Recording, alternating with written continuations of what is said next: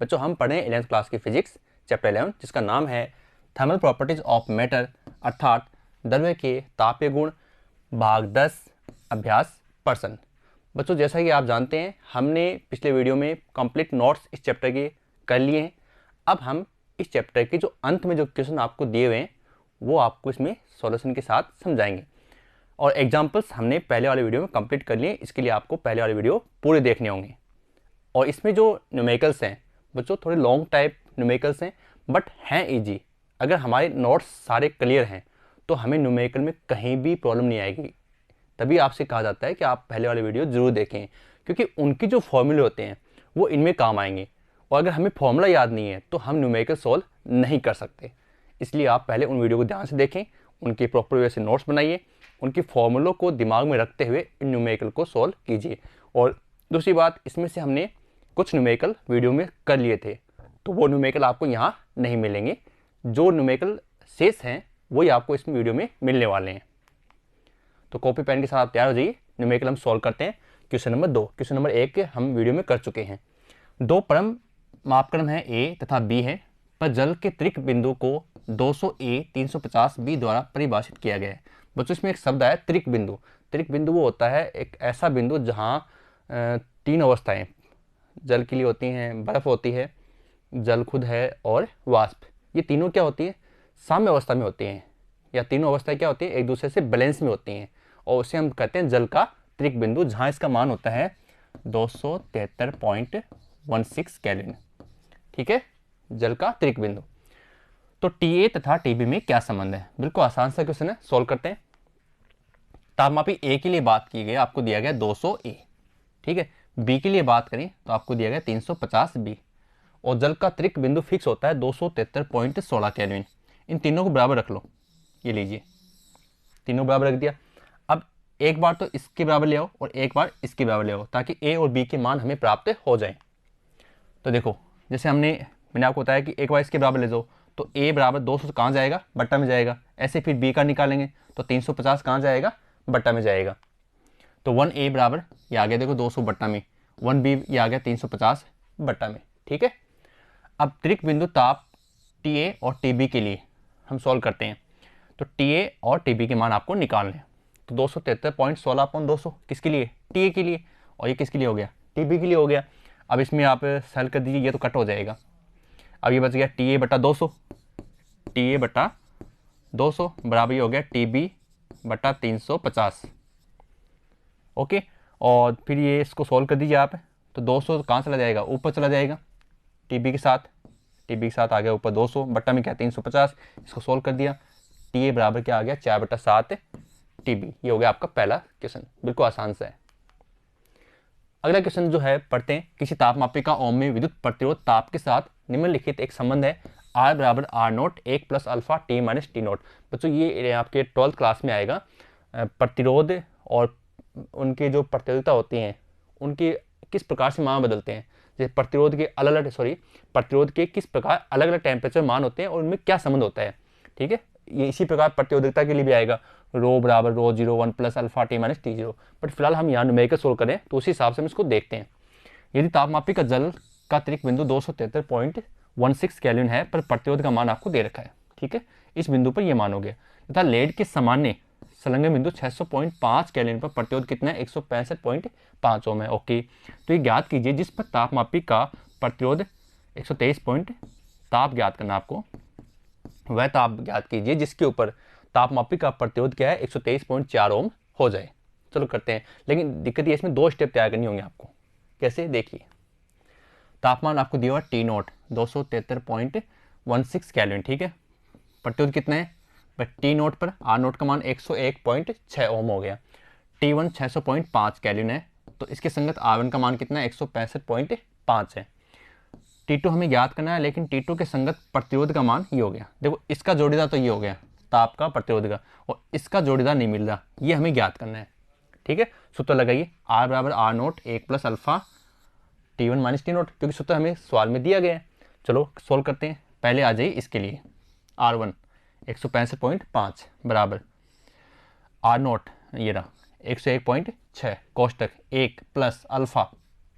ठीक है, फिर 600.5 तापमान 600.5 माइनस टी नोट 273.16 सोल्व कीजिए। अब देखो 101.6 को हम पहले 1 से गुणा करेंगे तो ये आ गया, फिर इसको इसके पूरे के साथ गुणा कर देंगे यहाँ तक। अब क्या होगा, ये जो मान है ना ये प्लस में इसको इधर ले आएंगे तो 165.5 के माइनस में आ जाएगा। ठीक है, 165.5 के माइनस में आ गया। फिर दूसरी बात, अल्फ़ा के साथ ये जो जुड़े हुए हैं ये वाले, ये है और ये बाकी भी है, ये सारे कहाँ जाएंगे, बट्टा में आ जाएंगे गुणा करने के बाद में। ठीक है, वहाँ से इसको घटा दिया, 600.5 में से 273.16 घटा दिया और उसको गुणा में 101.6, ये आ गया अल्फ़ा का मान। इसको हमने सोल्व किया बच्चों, ये आ गया 0.00192 प्रति केल्विन। किसका मान आ गया, अल्फ़ा का। अब वही समीकरण दोबारा ले आओ, लेकिन अब जो समीकरण वो T2 के लिए, पहले किसके लिए थी, 1 के लिए थी। देखो 1 या 1 है, R1 है ये T1 है। ठीक है, अब R2 और यहाँ आ गया T2। ठीक है, R2 के लिए मान कितना है, 123.4 है। इसके संगत T2 ज्ञात करना है, T2 ज्ञात करना है और बाकी मान रख दीजिए। जैसे R0 हो गया 101.6, फिर 1 प्लस अल्फ़ा हमने निकाल लिया, ये लीजिए अल्फ़ा निकाल लिया। अब इसको सोल्व करना है, T2 का मान निकालना है। तो निकालते हैं, 101.6 को 1 से गुणा करेंगे, फिर प्लस इससे गुणा करेंगे। अब गुणा करने के बाद में 101.6 प्लस का आएगा ना, उसको इधर ले आएंगे, ये लीजिए एक स्टेप कम कर दी, इसको इधर ले आए, बराबर 101.6 इसके गुणा में भी है, ये लीजिए पूरा गुणा में है। अब यहाँ से हमें केवल T2 निकालना है, तो ये जो मान है ये आ जाएगा इसके बट्टा में, और ये जो माइनस का 273 ये आ जाएगा इसके प्लस में, इसके बट्टा वाले के पूरे स्टेप के प्लस में। तो कैसे आएगा, 123.4 माइनस 101.6 बट्टा 101.6 गुणा 0.00192 और प्लस में आ गया 273.16। इस प्रकार से मैंने आपको बताया, पक्षांतन हो गया। अब इसको सोल्व कर दीजिए, ये हो गया 21.8 अपोन में आ गया 0.195 प्लस 273.16। अब इसको सोल्व कर दिया और ये आ गया इसका आंसर, ये हो गया 384.9 केल्विन। बिल्कुल आसान था, तो लंबा लग रहा है लेकिन इसको आप समझेंगे और इसी टाइप का क्वेश्चन आपको बारी में भी मिलेगा। तो आप इस न्यूमेरिकल को यहाँ सॉल्व करोगे, फायदा आपको बारी में मिलेगा। निम्नलिखित के उत्तर दीजिए, कुछ थ्योरिकल क्वेश्चन है, चलो पढ़ते हैं। आधुनिक तापमिति में जल का अतिरिक्त बिंदु एक मानक नियत बिंदु है, क्यों? हिम के गलनांक तथा जल के क्वथनांक को मानक नियत बिंदु मानने में, जैसा कि मूल सेल्सियस मापक्रम में किया गया था, क्या दोष है? देखो आपको बता दूं, जल का अतिरिक्त बिंदु जो होता है ना, उस अतिरिक्त बिंदु के आधार पर पदार्थ की 3 अवस्थाएं अलग अलग निर्धारित होती हैं। जल आपका ये बर्फ है, जल है और वाष्प है, और उसी के आधार पर दाब व आयतन के मान निर्धारित किए गए हैं। किसके आधार? एक अपन बोलते हैं ना पैमाना, जैसे ग्राफ बनाते हैं पैमाना होता है, तो वैसे जल का अतिरिक्त बिंदु भी क्या एक पैमाना है, उसके अकॉर्डिंग ही सारे मान दाब व आयतन के मान क्या है निर्धारित किए गए हैं। जबकि जो ये हिम के गलनांक तथा जल के क्वथनांक के जो मान है वो क्या होते हैं, वो चेंज होते हैं, वो पदार्थ के आयतन के अनुसार चेंज होते हैं। तो देखो बच्चों, क्योंकि जल का अतिरिक्त बिंदु 273.16 केल्विन है, एक निश्चित बिंदु होता है तथा इसके संगत दाब, ये दाब है, दाब तथा आयतन के मान भी क्या होते हैं बच्चों, निश्चित होते हैं। जबकि हिम के गलनांक तथा जल के क्वथनांक के मान दाब व आयतन के साथ क्या होते हैं, परिवर्तित होते हैं। समझ गए? अतिरिक्त बिंदु के सापेक्ष जो मान है वो निर्धारित किए जाते हैं, जबकि ये मान तो क्या होते हैं, जो आप जब हिम के गलनांक है 0 डिग्री सेंटीग्रेड है, जल का क्वथनांक 100 डिग्री सेंटीग्रेड है, ये दाब व आयतन इनके साथ क्या होते हैं, परिवर्तनशील होते हैं, जो हम पिछले वीडियो में पढ़ चुके हैं। जैसा कि ऊपर वर्णन किया जा चुका है कि मूल सेल्सियस मापक्रम में 2 नियत बिंदु होते हैं, जिनको क्रमशः 0 डिग्री सेंटीग्रेड और 100 डिग्री सेंटीग्रेड संख्याएं निर्धारित की गई थी। परम ताप मापक्रम पर 2 में से एक नियत बिंदु जल का अतिरिक्त बिंदु होता है, तो जिसे केल्विन परम ताप मापक्रम संख्या पर 273.16 केल्विन निर्धारित किया गया है। इस मापक्रम में केल्विन परम ताप पर अन्य नियत बिंदु क्या है? यानी ये कह रहा है कि जिस प्रकार से 0 डिग्री सेंटीग्रेड है उसी प्रकार हम मानते हैं 100 डिग्री सेंटीग्रेड। तो जैसे आपने एक बिंदु तो ले लिया, जल का अतिरिक्त बिंदु 273.16 केल्विन लिया है, तो इसके संगत दूसरा क्या होगा, तो बिल्कुल दूसरा केल्विन में होगा और वो होगा परम शून्य ताप। ओके, याद करने का तरीका ये ओके, यानी 0 केल्विन परम शून्य ताप हो जाएगा इसका दूसरा नियत बिंदु। बिल्कुल आसान सी बात है और अच्छी बात है ये। परम ताप केल्विन में टी तथा सेल्सियस तापक्रम जो मापक्रम है उसमें ताप टीसी में संबंध का प्रकार है T माइनस 273.15। इस संबंध में हमने 273.15 लिखा है, 273.16 क्यों नहीं लिखा? ये बच्चों एक अच्छी बात है, कई जगह हम 0.15 लिखते हैं और कई जगह हम 0.16 लिखते हैं। हमने भी जो वीडियो बनाया उसमें अपने कोर्स के अनुसार हम चलें, जहाँ 0.15 है उसे 1.5 लिखा है, जहाँ 0.16 है हमने वहाँ उसको 1.16 लिखा है। लेकिन इसमें डिफरेंस क्या है? जल का अतिरिक्त बिंदु जो होता है ना, वो ये होता है 273.16 केल्विन, जिसके संगत सेल्सियस तापमान कितना होता है, 0.01 डिग्री सेंटीग्रेड, बिल्कुल अल्प होता है। सेल्सियस तापमापी में 0 डिग्री सेंटीग्रेड का चयन 1 ATM वायुमंडलीय दाब के संगत बर्फ के गलनांक के रूप में किया गया है। ठीक है, 0 डिग्री सेंटीग्रेड का हम क्या मानते हैं, वायुमंडलीय दाब के संगत गलनांक के रूप में मानते हैं। अतः सेल्सियस तापमापी और केल्विन तापमापी के संबंध में ये क्या करेंगे आप, जो ये संबंध है टी के, उसमें 273.16 में से माइनस कर देंगे 0.01, तो क्या आ जाएगा टी के माइनस टी केल्विन माइनस 273.15, यानी 0.16 के लिए जो संगत सेल्सियस तापमान वो कितना होता है 0.01 डिग्री सेंटीग्रेड होता है। लेकिन अगर 0.15 लेंगे तो वो क्या रहेगा, केवल 0 डिग्री सेंटीग्रेड रहता है। बस ये तापमान का फर्क होता है, इसलिए इसमें ये ऐसा लिखा गया है। उस परम ताप मापक्रम पर जिसके एकांक अंतराल का एमाप फारेनहाइट के एकांक अंतराल की एमाप के बराबर है, जल के त्रिक बिंदु का ताप क्या होगा, इसे हम गणितीय रूप से समझेंगे। बच्चों क्या होता है, जैसे केल्विन पैमाना होता है, केल्विन पैमाने में क्या होते हैं 100 भाग होते हैं, जैसे मैंने आपको वीडियो फर्स्ट में बताया था कि केल्विन में K-0/100 होता है। ठीक है, और फारेनहाइट के अंदर F-32/180 होता है। तो इसमें 100 समान भाग बनते हैं, किसमें, केल्विन ताप पैमाने में, और फारेनहाइट के अंदर बनते हैं 180 भाग। समझ गए, तो 100 समान भागों में विभाजित क्या आता है, इसका मतलब एक केल्विन ताप का मतलब एक भाग, 100 भाग मतलब 100 भाग हो गए, और एक केल्विन ताप के लिए एक भाग होगा, इसमें 180 भाग होंगे। तो बच्चों देखो, एक भाग 100/180 केल्विन, और एक केल्विन बराबर, इसको रिवर्स कर दिया, इसको इधर भेज दिया, तो क्या हो गया 180/100 भाग हो गया। तो 273.16 के लिए कितना होगा, इसे गुणा कर दीजिए, 180/100 गुणा 273.16, ये आ गया 491.68। बिल्कुल आसान सी बात है, ये इसका आंसर आ गया। अगला क्वेश्चन है बच्चों, थोड़ा सा बड़ा है लेकिन समझ जाओगे आप।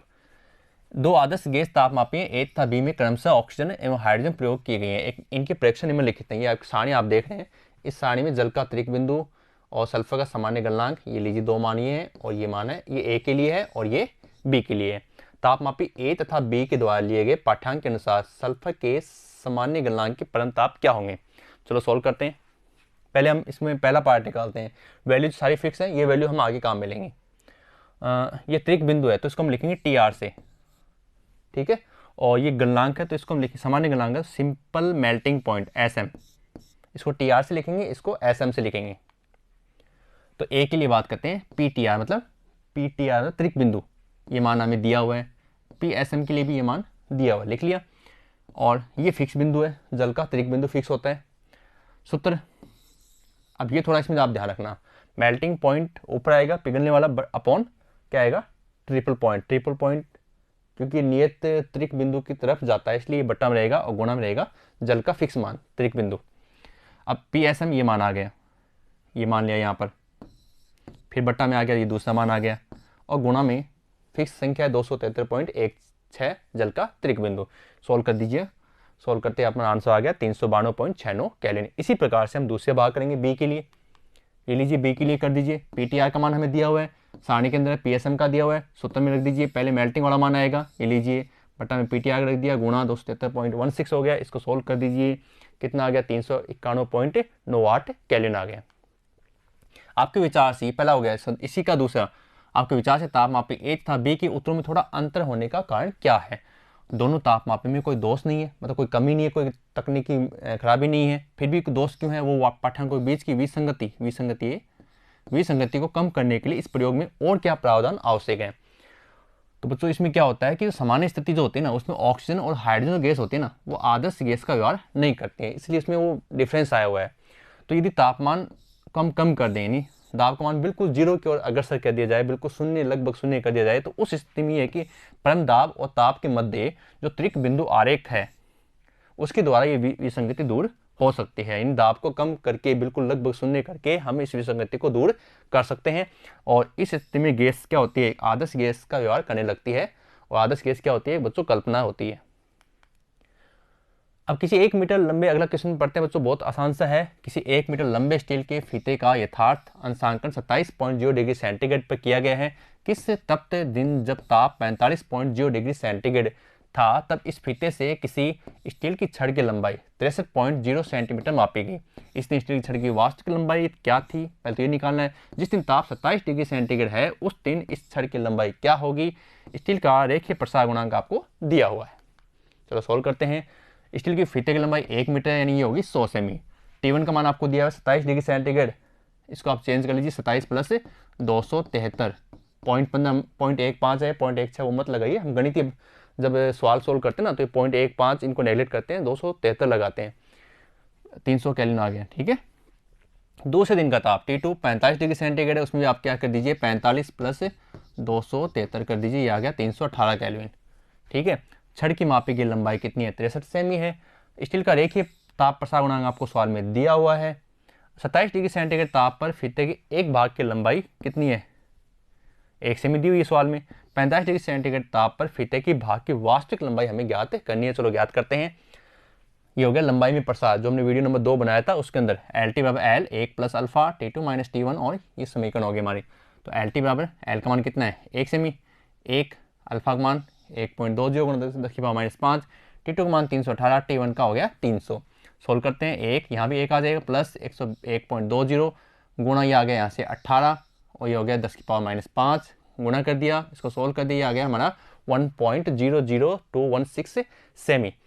63 भागों के लिए वास्तविक लंबाई, ये तो एक भाग के लिए 1 सेमी के लिए थी, अब 63 भागों के लिए कितनी हो जाएगी, इसको हम क्या कर देंगे गुणा कर देंगे, तो आगे 63 भागों के लिए। और 27 डिग्री सेंटीग्रेड ताप वाले इसी दिन 27 डिग्री सेंटीग्रेड ताप वाले दिन इसी छड़ की लंबाई कितनी हो जाएगी, पहले कितनी थी उसकी 1 थी ना, तो 63 के लिए कितनी हो जाएगी 63 सेमी हो जाएगी। बिल्कुल आसान सी बात है। अगला क्वेश्चन सोल्व करते हैं। किसी बड़े स्टील के पहिए को उसी पदार्थ की धुरी पर, धुरी होती है उसकी जो रिम चढ़ानी है अपने को, दूरी पर ठीक बिठाना है। 27 डिग्री सेंटीग्रेड दूरी जहाँ से वो घूमता है। 27 डिग्री सेंटीग्रेड पर दूरी का भारी व्यास आपको दिया हुआ है।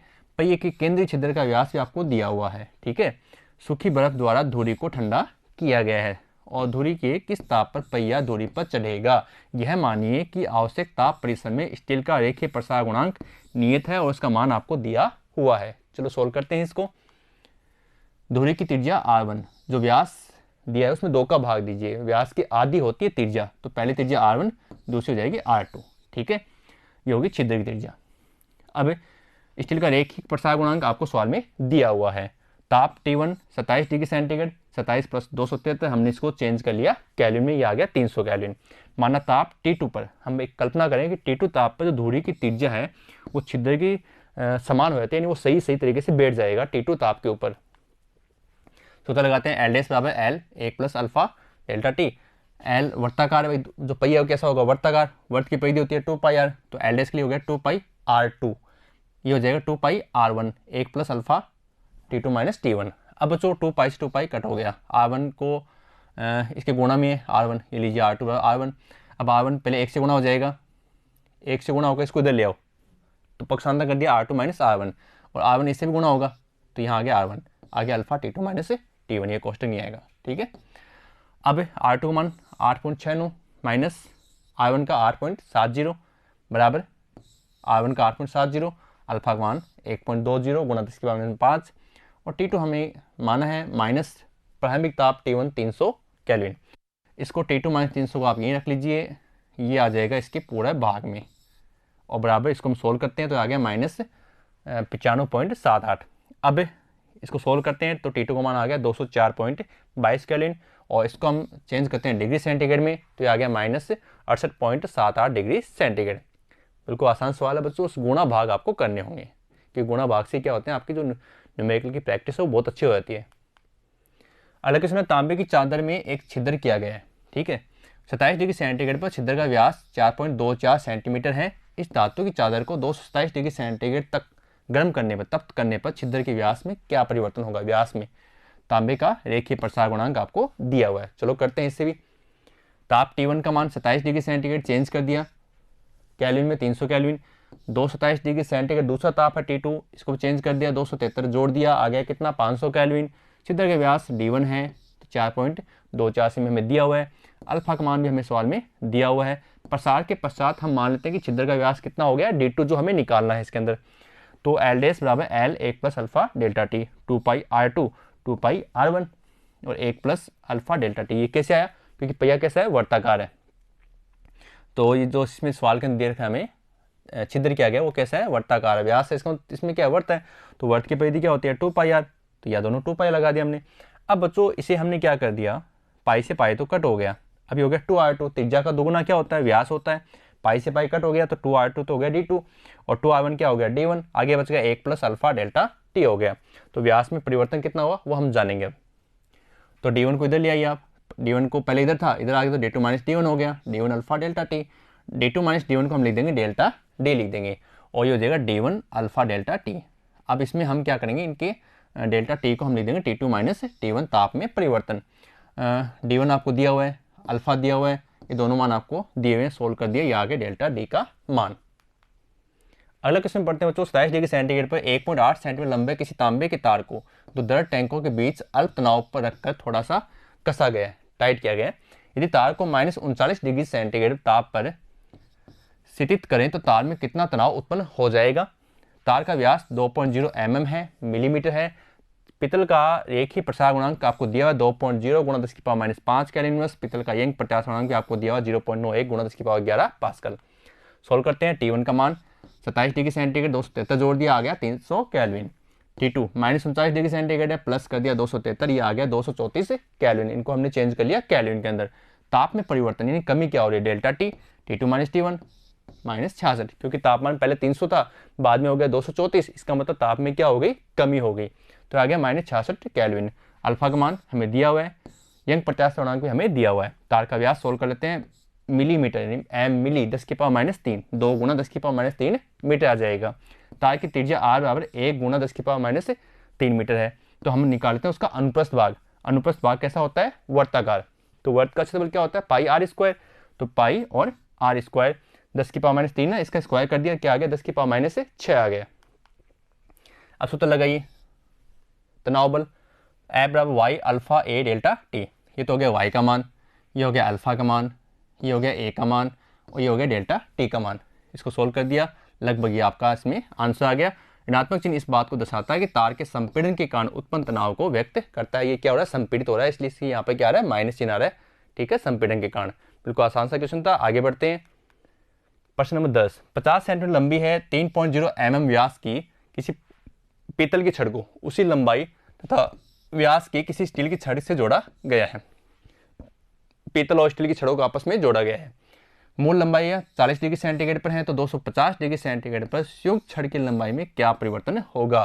क्या संधि पर कोई तापीय प्रतिबल उत्पन्न होगा।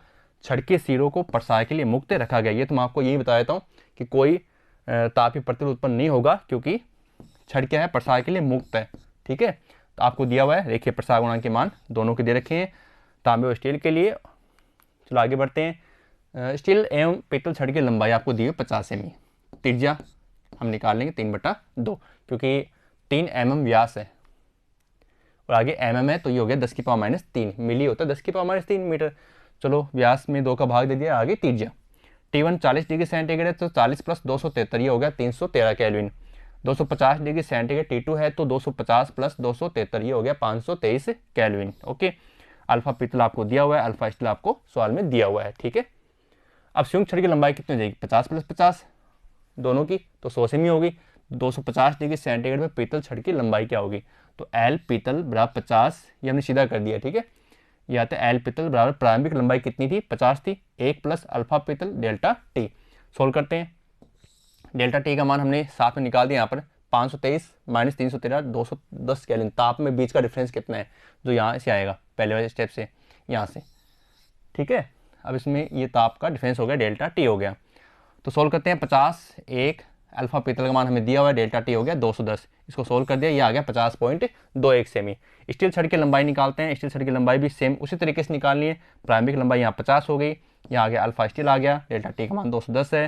इसको सोल्व कर दिया, ये आ गया एल स्टील का मान 50.126 सेमी। ठीक है, अब पीतल छड़ की लंबाई में वृद्धि कितनी हुई, 0.21 सेमी। पहले कितनी थी, 50, अब आगे 0.21 और इसमें पहले कितनी थी, 50.126, तो आप कहेंगे 0.126 सेमी। ठीक है, अब कुल वृद्धि कितनी हुई, दोनों को जोड़ दीजिए, 0.336 सेमी। और मैंने कहा था छड़ के सिरों को प्रसार के लिए हमने स्वतंत्र रखा है, तो इस संधि पर कोई तापीय प्रतिबल उत्पन्न नहीं होगा। बिल्कुल आसान से क्वेश्चन है। अब बच्चों ग्लिसरीन का आयतन प्रसार गुणांक आपको दिया है 49 गुणा 10⁻⁵ केल्विन इनवर्स है। ताप में 30 डिग्री सेंटीग्रेड की वृद्धि होने पर इसके घनत्व में क्या आंशिक परिवर्तन होगा। बच्चों आयतन प्रसार गुणांक हमें दिया हुआ सवाल में, गामा का मान, और डेल्टा टी 30 डिग्री सेंटीग्रेड बराबर 30 केल्विन। थोड़ा सा आप ध्यान रखना, यहाँ पर केल्विन सेम क्यों रखा है, सेम इसलिए रखा है कि अगर जो तापमान T2 - T1 होगा, तो T2 में भी हमें क्या करना पड़ता है, 273 जोड़ना पड़ेगा, माइनस T1 में भी हमें क्या जोड़ना पड़ेगा, 273 जोड़ना पड़ेगा। ठीक है, तो 273 ये माइनस हो जाएगा, 273 कट जाएगी, माइनस हो जाएगा, निशान बदल जाएगा यहाँ पर।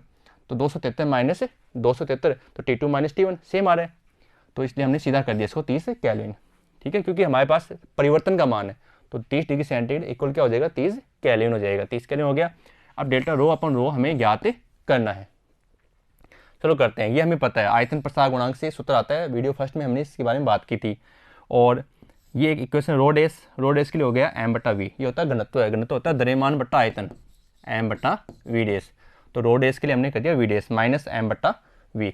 और लघुत्तम ले लिया तो v डेस इंटू v, और m आ गया कॉमन, तो ये बचेगा m कॉमन 1/v डेस माइनस 1/v, लघुत्तम आ गया v डेस इंटू v, तो v माइनस v डेस और m बार, ये हो गया। फिर देखो बच्चों, इसमें हमने माइनस कॉमन कि इनका स्थान बदल दिया जाए, तो इनका स्थान बदल दिया minus rho v dash minus v upon v dash. ठीक है, तो ये हो गया। फिर अब इसमें हम क्या करेंगे, इस रो को हम बट्टा में ले आएंगे इसके, तो डेल्टा इसको साथ में पी डेस माइनस रो डेस माइनस रो को हमने लिख दिया डेल्टा रो कि घनत्व में परिवर्तन बट्टा, ये जो रो है ना इसको बट्टा में ले आए, डेल्टा रो अपॉन रो बराबर v dash minus v upon v dash, ये एक समीकरण बन जाएगी। फिर देखो बच्चों, वी डेस माइनस वी हमें पता है समीकरण 1 से, ये समीकरण 1 दोबारा देखिए, ये रहा, इसको आप v से गुणा करेंगे तो ये आ जाएगा वी डेस बराबर v plus V gamma delta T. अब ये v आ जाएगा इधर, तो वी डेस माइनस वी ऐसे, तो ये आ जाएगा वी डेस माइनस वी बराबर वी गामा डेल्टा टी। अब इसमें हम क्या करेंगे, ये समीकरण थी, सोल्व करते हैं। एक समीकरण ये है और एक समीकरण ये है, तो delta rho upon rho minus v dash minus v upon v dash, ये हमने लास्ट निकाली थी, ये वाली समीकरण, ये यहाँ पर आ गई। अब इसमें मान रख दीजिए, वी डेस माइनस वी का मान तो यहाँ से ले आइए, और वी डेस का मान, ये वी डेस है यहाँ पर, ये वी डेस है बच्चों, तो वी डेस का मान आप यहाँ से ले आइए। अब वी से भी कट जाएगा, ये बच गया minus gamma delta t upon 1 plus gamma delta T. Solve करते हैं इसको, मान रखेंगे, ये लीजिए मान रख दिया डेल्टा टी का 1 प्लस, वापस मान रख दिया इसके अंदर। सोल्व करते हैं गामा के लिए, ये गामा का मान, ये डेल्टा टी 1 प्लस गामा और फिर डेल्टा टी आ गया। अब इसको सोल्व करते हैं बच्चों, सोल्व करने पे इसका आंसर लगभग माइनस 0.145 आता है। या ऋणात्मक चिन्ह इस बात को दर्शाता है कि ताप वृद्धि के साथ आयतन में वृद्धि हो रही है लेकिन घनत्व में कमी हो रही है, ये भी कंसेप्ट है, और जो हम पहले वीडियो में इसके बारे में विस्तार से चर्चा कर चुके हैं।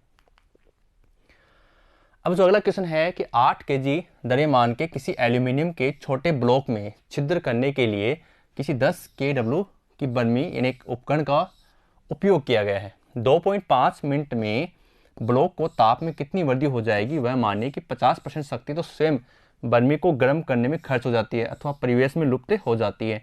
तो एल्यूमिनियम की विशिष्ट ऊष्मादायिता आपको दी हुई है। चलो करते हैं। ब्लॉक द्रव्यमान m कितना है, 8 kg है। एल्यूमिनियम की विशिष्ट ऊष्मा आपको दी हुई है S 0.91 ग्राम है ना, तो ये 10 की पावर 3 आ गया किलोग्राम के लिए। 1 किलोग्राम बराबर 1000 ग्राम। शक्ति P पावर कितना, 10 किलोवाट है, किलो यानी 10 की घात 3, 1 किलो 10 की घात 3। ठीक है, बर्मी द्वारा 2.5 मिनट में उत्पन्न ऊष्मा कैसे निकालेंगे, H बराबर PT से। P का मान कितना है, 10 गुणा 10 की पावर 3 है। T क्या है, समय यानी 2.5 मिनट, मिनट यानी 60 सेकंड, 2.5 गुणा 60, इसको सोल्व कर लिया, ये आ गया H बराबर 1.5 गुणा 10 की पावर 6, जो लिए क्या आ गई, ये 2.5 मिनट में उस बर्मी उपकरण के द्वारा उत्पन्न ऊष्मा है। ठीक है, अब जैसे आपको सवाल में बताया गया कि जो बर्मी है, जो उपकरण है, वो खुद 50% खुद को गर्म करने में लगाता है, तो एल्यूमिनियम ब्लॉक को प्राप्त ऊष्मा आधी होगी, क्योंकि आधी तो वो खुद खा जाएगा, तो H/2, और ऊष्मा क्या होती है, मस्त MS delta T, MS delta T, मस्त ये डायलॉग है याद करने का। तो डेल्टा टी बराबर H2 को MS को बटन भेज दो, तो डेल्टा टी बराबर क्या आ जाएगा, H/2MS। H का मान सवाल में हमने निकाला अभी 2, M का मान 8 और S का में दिया हुआ है 0.91 गुणा 10 की पावर 3, इसको सोल्व कर लिया, और ये केल्विन में था, और इसकी संगत डेल्टा टी है ना, इसलिए इसका संगत मान आ गया डिग्री सेंटीग्रेड में 103.02 डिग्री सेंटीग्रेड। ठीक है बच्चों, आसान सा सवाल था। आगे बढ़ते हैं। 2.5 kg द्रव्यमान के तांबे के गुटिके को किसी भट्टे में 500 डिग्री सेंटीग्रेड पर तप्त करने के पश्चात किसी बड़े हिम ब्लॉक पर रख दिया गया, तो गलित हो सकने वाली हिम की अधिकतम मात्रा क्या है, जबकि आपको दिया हुआ तांबे की विशिष्ट ऊष्माधारिता और बर्फ की संलग्न ऊष्मा आपको दी हुई है। चलो सोल्व करते हैं। M1 का मान दिया हुआ है, S1 का मान दिया हुआ है, यहाँ पर ग्राम था, हमने 10 की पावर 3 लगा दिया, ये हो गया kilogram. Delta T 500 degree centigrade minus 0 degree centigrade, तो ये आ गया 500 डिग्री सेंटीग्रेड या 500 केल्विन कह सकते हैं, क्योंकि डेल्टा टी है तो ये डिग्री सेंटीग्रेड क्या होगा, केल्विन होगा। L2 335 जूल पर ग्राम है। L2 क्या होती है, गुप्त उष्मा, 335 गुणा 10⁻³ जूल पर ग्राम। चलो देखते हैं, गुप्त उष्मा बराबर पदार्थ की उष्मा, तो M2L2 बराबर M1S1 डेल्टा टी। यहाँ से हमें M2 का मान निकालना, M1S1 delta t upon M1 का मान 2.5, S1 का हमें दिया हुआ है, डेल्टा टी का निकाल लिया, L2 का भी दिया हुआ है, सोल्व कर दिया, ये आ गया M2 का मान 1.5 kg, वैसे 1.455 kg है लेकिन लगभग 1.5 किलोग्राम इसको कह सकते हैं। अगला सवाल है, किसी धातु की विशिष्ट उष्मा धारिता के प्रयोग में 0.20 kg के धातु के गुटके को 150 डिग्री सेंटीग्रेड पर तप्त करके किसी तांबे के उष्मावापी जल तुल्यांक आपको दिया हुआ 0.025 kg, जिसमें 27 डिग्री सेंटीग्रेड का 150 सेंटीमीटर क्यूब जल भरा है में गिराया जाता है। अंतिम ताप 40 डिग्री सेंटीग्रेड है। धातु की विशिष्ट उष्मा धारिता परिकलित कीजिए। यदि परिवेश में 6 उष्मा उपेक्षणीय न मानकर परिकलन किया जाता है, तब क्या आपका उत्तर धातु की विशिष्ट उष्मा धारिता के वास्तविक मान से अधिक मान दर्शाएगा या कम? चलो देखते हैं। तो सवाल आपको बड़े लगे लेकिन जो ये इसके आंसर है वो इंटरेस्टिंग है। देखें आप, M1 आपको दिया गुटके का द्रव्यमान, M1 बराबर कितना है, 0.20 किग्रा है।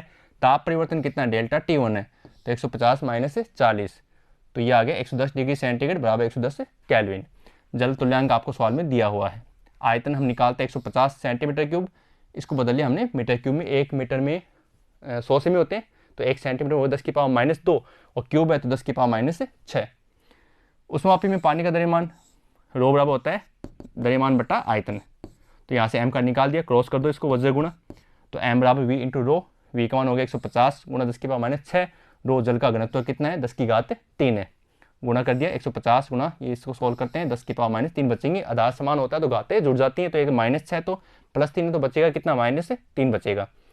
अब किलोमापी या उष्मावापी तथा पानी का ताप परिवर्तन 40 - 27 है, 13 डिग्री सेंटीग्रेड है, क्या बचेगा 13 केल्विन। अब आपको पता है पहले वाली उष्मा बराबर दूसरी अवस्था में उष्मा जिसमें जल तुल्यांक है, उसमें गुप्त उष्मा भी है, सॉरी गुप्त उष्मा नहीं है, M2S2 प्लस जल तुल्यांक के संगत ताप, तो ये S1 का मान आपको यहाँ से निकालना है, ये चला जाएगा बट्टा में, फिर ये मान रख देते हैं 0.15, S2 यहाँ पर 1, 0.025 आपको सवाल में दिया हुआ है, डेल्टा T2 हो गया 13 और अपॉन में M1 और डेल्टा T1, इसको सॉल्व करते हैं बच्चों, ये आ गया 0.103। फिर इसको 4.2 जल तुल्यांक के संगत किलो कैलोरी को हम चेंज कर लेते हैं किसमें, जूल में चेंज कर लेते हैं, जूल तुल्यांक की सहायता से, ठीक है, ये हो जाएगा। और ये हमारा इसमें आ गया हमारा आंसर किलोग्राम के लिए, और ये हो गया ग्राम के लिए। 10⁻³ हम यहाँ पे क्या कर देंगे, कम कर देंगे, पॉइंट आ जाएगा। यदि वातावरण में 6 उष्मा उपेक्षणीय न हो तो गुटके द्वारा प्रदान संपूर्ण उष्मा जल एवं उष्मावापी को प्राप्त नहीं होगी तथा इस स्थिति में गुटके की परिकलित विशिष्ट उष्मा वास्तविक मान से क्या होगी, कम होगी। उष्मा अगर उपेक्षणीय नहीं है, ठीक है, तो संपूर्ण उष्मा क्या होगी, जल को एवं उष्मावापी को प्राप्त नहीं होगी, ठीक है। अलग क्वेश्चन बच्चों, कुछ सामान्य गैसों के कक्ष ताप पर मोलर विशिष्ट धारिताओं के मान हमें दिए हुए सारणी के अंदर, ठीक है। ध्यान रखना 4 point, 4 point, 5 point, 4 point, 5 point, 6 point, ठीक है, बस ये बात ध्यान रखना। और क्लोरीन का ध्यान रखना, क्लोरीन क्या लिखा, क्लोरीन 6.17।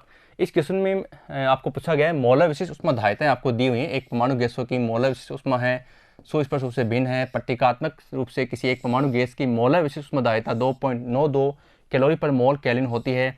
इस अंतर का स्पष्टीकरण कीजिए। क्लोरीन के लिए कुछ अधिक मान शेष की अपेक्षा होने से आप क्या निष्कर्ष निकालते हैं। इस क्वेश्चन में एक बात आप ध्यान रखेंगे, ये चैप्टर 13 पढ़ने के बाद समझ में आएगा। हालांकि ये चैप्टर 11 में दे रखा है इसलिए हम करवा रहे हैं, लेकिन जब आप चैप्टर 13 को पढ़ लेंगे उसके बाद एक बार इस क्वेश्चन को आप जरूर देखना, क्योंकि वहाँ से उसका सूत्र आ रहा है, ठीक है। फिलहाल मैं आपको क्या समझा देता हूँ हल्का सा, कि इसमें जो द्विपरमाणु गैसें होती हैं, द्विपरमाणु गैसों में होती है स्वातंत्र कोटियाँ। कोटियाँ क्या होती हैं, उनके विचरण करने की अवस्थाएं, तो वो क्या होती हैं, केवल स्थानांतरित गति के कारण होती हैं। जबकि द्विपरमाणु गैस में क्या होता है, उसमें द्विपरमाणु होती हैं तो उसमें स्थानांतरित गति और साथ में क्या होती है, घूर्णन गति भी होती है, ठीक है। तो इसलिए 1 मोल गैस का ताप 1 डिग्री सेंटीग्रेड बनाने के लिए उष्मा एक परमाणु गैस से क्या होती है, अधिक होती है, क्योंकि उसमें घूर्णन अक्ष 2 हो गए, घूर्णन अक्ष से साथ में क्या है, स्थानांतरित भी है। तो इसमें यह एक मोलर विशिष्ट उष्मा है 5/2 R। R होता है Cp - Cv मेयर संबंध। तो ये चैप्टर 13 समझ में आएगा आपके, इसलिए इसको हम यहाँ एक बार डायरेक्ट ही करें, 5/2 गुणा 1.985, ये सोल्व कर दिए 4.962 कैलोरी पर मोल पर केल्विन होती है। अब ये जो मान है, ये मान किससे मिल रहे हैं, देखो 4 पॉइंट है, लगभग ये सारे मान मिल रहे हैं 4 पॉइंट, 4 पॉइंट, 5 पॉइंट, लेकिन कैलोरी का मान अलग है 6.17। तो बच्चों इसके लिए हम क्या करेंगे, देखें आप इसको, इस मान से तालिका में दिए गए गैसों में कैलोरीन के अतिरिक्त अन्य सभी गैसें मेल खाती हैं। कैलोरीन के लिए इस मान का भिन्न होना दर्शाता है कि क्लोरीन के जो अणु हैं वो स्थानांतरित गति के साथ घूर्णी एवं कंपन गति, यानी उसमें तीनों गति होती है, जबकि द्वितीय परमाणु के अंदर स्थानांतरित गति और घूर्णन गति, और इसके साथ इसमें क्या क्लोरीन में साथ में घूर्णन गति, इसलिए उसका मान कहाँ चला गया, 6 में चला गया। इसके लिए आपको चैप्टर 13 एक बार देखना होगा और उसके बाद आप इसको जरूर देखना, आपके समझ में आ जाएगा। अगला क्वेश्चन है 101 डिग्री फ़ारेनहाइट ताप ज्वर से पीड़ित किसी बच्चे को एंटीपायरिन, एंटीपायरिन क्या होती है, ज्वर कम करने की, बुखार कम करने की दवा होती है, दी गई, जिसके कारण उसके शरीर से पसीने के वाष्पन की दर में वृद्धि हो गई। यदि 20 मिनट में ज्वर 98 डिग्री फ़ारेनहाइट तक गिर जाता है 20 मिनट में, तो दवा द्वारा होने वाले अतिरिक्त वाष्पन की औसत दर क्या है। यह मानिए कि उष्मा ह्रास का एकमात्र उपाय क्या है, वाष्पनीय, यानी उष्मा जो उसकी बुखार कम हुई उसका कारण क्या है, वाष्पनीय। बच्चे का द्रव्यमान 30 kg है। मानव शरीर की विशिष्ट उष्मादायिता जल की विशिष्ट उष्मादायिता के लगभग बराबर है तथा उस ताप पर जल के वाष्पन की गुप्त उष्मा मान आपको 580 कैलोरी ग्राम इनवर्स से दिया हुआ है। सोल्व करते हैं। ताप परिवर्तन डेल्टा टी बराबर 101 माइनस 101 फ़ारेनहाइट था, फिर 98 कर दिया तो बच गया 3 डिग्री फ़ारेनहाइट, और फिर इसको गुणा कर दिया 5/9 से। एक समस्या आपकी यहाँ आएगी, मैं आपको बताता हूँ। जब हम चेंज करते हैं तो आपको पता है C/100 बराबर F माइनस 32/180, तो इसको सोल्व किया जाएगा तो देगा C/5 बराबर F माइनस 32/9। तो आप पूछेंगे सर इसमें -32 कहाँ गया, तो -32 इसलिए नहीं दिखा है यहाँ पर क्योंकि आप इसका मान अलग से निकालिए इस तरीके से और इसका मान अलग से निकालिए, तब यही मान आने वाला है। तो दोनों में क्या अंतर है भाई, इसका भी चलो T1 मान लो, इसका T2 मान लो, तो T1 के साथ इसमें -32 रहेगा और इसमें -32 रहेगा। इसमें माइनस लगा हुआ तो वो माइनस दूसरे वाले -32 को प्लस कर देगा, तो -32 + 32 जीरो हो जाएंगे, तो वो हट जाएंगे वहाँ से, और सीधा हम इसको डायरेक्ट कर दिया 5/9 से। आप दोनों का अलग निकाल लीजिए, फिर दोनों को घटा कर देख लीजिए, आपका आंसर सही आएगा।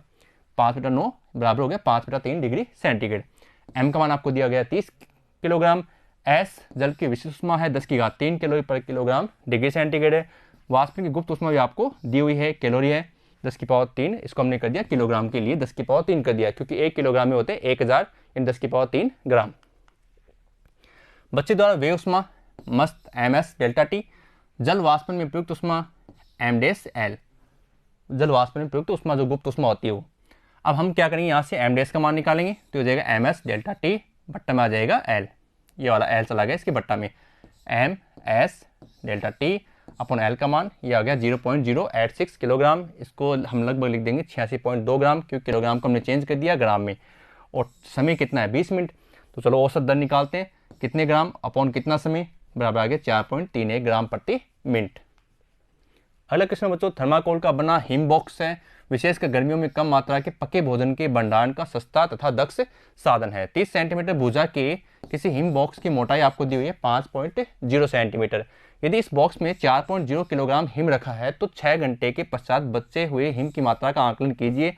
भारी ताप आपको दिया हुआ 45 डिग्री सेंटीग्रेड तथा थर्माकोल की उष्मा चालकता 0.01 joule second inverse M inverse kelvin inverse है। हिम की संलग्न उष्मा भी आपको दी हुई है 335 × 10⁻³ जूल किलोग्राम इनवर्स आपको दी हुई है। तो सोल्व करते हैं। प्रत्येक भुजा ए का मान 30 सेमी है, मीटर में बदल दिया, 100 का भाग दे दिया। डेल्टा एक्स 5 सेमी, मीटर में बदल दिया, 5 × 10⁻⁻2 मीटर हो गया। हिम का द्रव्यमान 4 kg है। T2 0 डिग्री सेंटीग्रेड है, कैल्विन बदल दो 0 + 273 बराबर हो गया 273 कैल्विन। 6 घंटे के लिए 6 × 60 × 60 ये हो गया 3600 सेकंड में, 6 × 3600 सेकंड में। वातावरण में ताप T1 है 45 डिग्री सेंटीग्रेड है, 45 + 273 बराबर हो गया 318 कैल्विन। थर्माकोल की उष्मा चालकता आपको दी हुई है, गलन की गुप्त उष्मा आपको दी हुई है। सॉल्व करते हैं। किसी घन का पृष्ठीय क्षेत्र होता है 6 × भुजा का स्क्वायर, तो ये आ गया 6 × 0.3 का स्क्वायर 0.09 मीटर स्क्वायर। तो बर्फ का m1 द्रव्यमान प्रति सेकंड अगर गलता है तो हम सोल्व करते हैं उष्मा चालकता वाले सूत्र से, उष्मा चालकता गुणांक वाले सूत्र से हम करते हैं m1 L बराबर KA delta T upon delta x. m1 बट्टा में L ले आइए आप इधर और सोल्व कर दीजिए इसको। KA delta T upon L delta x हो गया कितने समय के लिए, 6 × 3600 के लिए। मान रख दीजिए, ये सारे मान इसमें हम रख देंगे, उसको सोल्व करेंगे तो हमारा आंसर आ रहा है 0.313 किग्रा। तो पहले कितनी मात्रा थी, 4 kg थी, बाद में कितनी गल गई 0.313 गल गई, बची कितनी 3.687 किलोग्राम इसकी मात्रा बर्फ की शेष रही है। अगला क्वेश्चन बच्चों, किसी पितल के बॉयलर की पेंदी का क्षेत्रफल A बराबर 0.15 मीटर स्क्वायर है, मोटाई 1.0 मीटर है। किसी गैस स्टोव पर रखने पर इसमें 6.0 kg प्रति मिनट की दर से जल उबलता है। बॉयलर के संपर्क की ज्वाला के भाग का ताप आंकलित कीजिए। पीतल की उष्मा चालकता आपको दी हुई है, जल की वाष्प उष्मा भी आपको दी हुई है। तो देखो पेंदी का क्षेत्रफल ए का मान दिया हुआ है, T2 100 डिग्री सेंटीग्रेड, चेंज कर दीजिए कैल्विन में 273 जोड़ दीजिए 373 कैल्विन हो गया। डेल्टा एक्स 1 सेमी है, चेंज कर दीजिए मीटर में 10 की पावर माइनस 2 मीटर, क्योंकि 1 मीटर में होते हैं 100 सेमी या 10 की पावर 2 सेमी कह सकते हैं आप। के का मान 109 आपको दिया हुआ है, एल का मान भी सवाल में दिया हुआ है। प्रति मिनट उबलने वाले जल की मात्रा है 6 किलोग्राम। ठीक है बच्चों, और प्रति मिनट प्राप्त उष्मा कितने, डेल्टा क्यू है ना, तो 6 और ये एल था, इसको गुणा कर दीजिए 6 से, ये हो गया प्रति मिनट प्राप्त होने वाली उष्मा की दर, उष्मा का मान हो गया। अब जल द्वारा प्रति सेकंड प्राप्त उष्मा कितनी होगी, तो delta q upon delta T, तो ये मान बट्टा में 60, ठीक है 60 सेकंड कर दिया हमने, तो ये मान आ गया जूल प्रति second, delta q upon delta T. अब इसमें देखो delta q upon delta t बराबर होता है K A delta t upon delta x. Delta t का मान हमने कर दिया T1 minus 373 upon delta x. T1 क्या है, T1 है ज्वाला का ताप जो हमें ज्ञात करना है। चलो करते हैं बच्चों, T1 बराबर 373। अब देखो बच्चों इसको थोड़ा सा आपको इक्वेशन सेट करनी होगी, कैसे, ये जाएगा ऊपर, ये जाएगा ऊपर डेल्टा एक्स, ठीक है, के ए आ जाएंगे नीचे और 373 आएगा इसके प्लस में, ये प्लस में, सही आगे लगा दो, सीधे लगा दो, ये हो गया। अब इसके मान रख दीजिए, ये हम सारे मान रखेंगे, इसको सोल्व करेंगे तो ये मान आ रहा है 510.98 केल्विन। अगर माइनस 273 करोगे तो ये आ जाएगा 237.98 डिग्री सेंटीग्रेड, लगभग 238 डिग्री सेंटीग्रेड। तो बच्चों इस प्रकार से हमने ये पूरे जो ताप उष्मा है इसके बारे, इसकी जितने भी न्यूमेरिकल थे वो सारे न्यूमेरिकल हमने इसमें सोल्व कर लिए हैं, सारे एग्जाम्पल भी सोल्व कर लिए और नोट्स हमारे कंप्लीट हैं। तो इस चैप्टर को आपको पढ़ने में बहुत ज़्यादा मज़ा आने वाला है। अब हम इसमें आगे पढ़ेंगे उष्मागतिकी, जिसमें केवल उष्मा का अध्ययन होता है। तो बच्चों मिलते हैं नेक्स्ट वीडियो में, धन्यवाद।